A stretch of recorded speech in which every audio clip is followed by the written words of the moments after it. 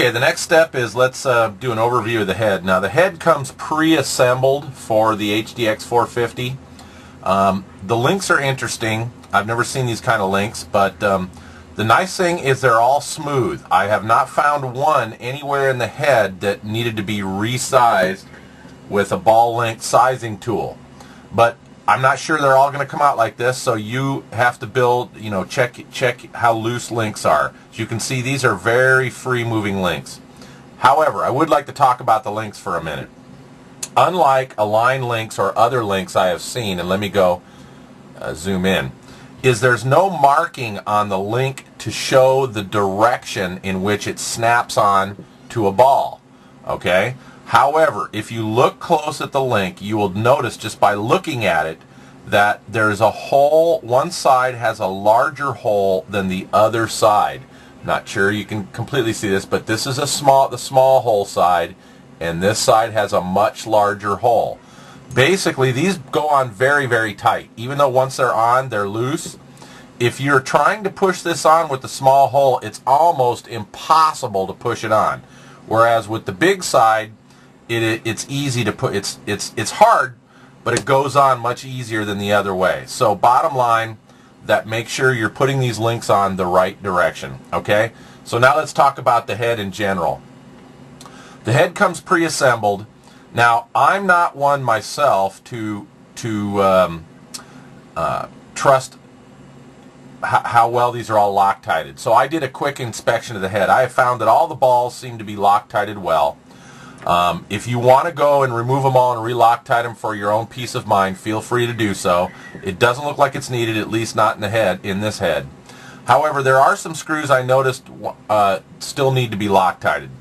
The pivot screws for the bearings for the washout and the pivot screws for the mixer arms on the seesaw I found were easily removed, so I went ahead and pulled those out and re-Loctited them. Okay? Another thing I would check is the spindle screws. Go ahead and remove those and Loctite them. It's just something I would check for safety, even though I'm sure Heli Direct has these Loctited. I would just double check them. It's for safety. So go ahead and do that. Additionally, these screws that hold the fly bar cage together, those came out fairly easily, and I would go ahead and Loctite those and just double check those. So again, the bearing pivot screws for the mixer arms, both sides, the screws for the washout, and the spindle are at least a minimum as I would double check to be Loctited, and the fly bar cage. Okay, so now as far as some of these other balls, you'll notice that the screw head sticks out a little bit from the arm, or the threads. If you don't want to take these off and Loctite them, what might be good to do is just take a little bit of Loctite and just hit it on the back of the screw and spread it around on the screw, and that will back the threads so that it won't back out in case you don't want to pull these out and Loctite them. It's just a good idea to do on areas where you can see the threads for the ball protruding out the back side of the arm. Simple to do, and it's worth doing. Okay, now the head ships with 2 Phillips screws screwed into where the fly bar goes. So what you'll want to do is you'll want to remove or loosen the Allen screws in this head. No, by the way, when you put the fly bar in, you want to Loctite these because they're not Loctited. And go ahead and you can remove these Phillips screws. They're simply for shipping purposes. All right, but do that when the time comes to put the fly bar in.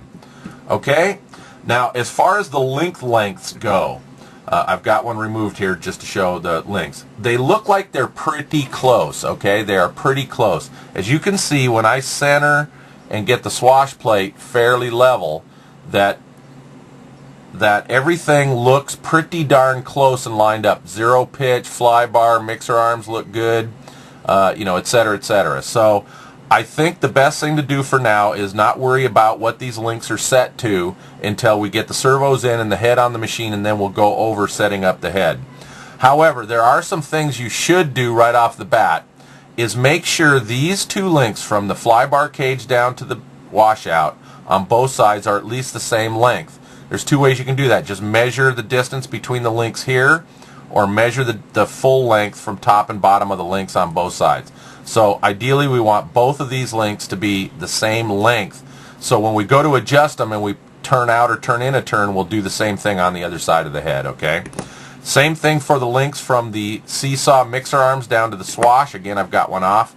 Is make sure they're the same length. Either take one off and hold them next to each other and make sure they're the same length, or measure the gaps as I have stated and try and get them to be the same length. That way, later when we're making adjustments, we know when we turn one, we'll turn the other one the same amount.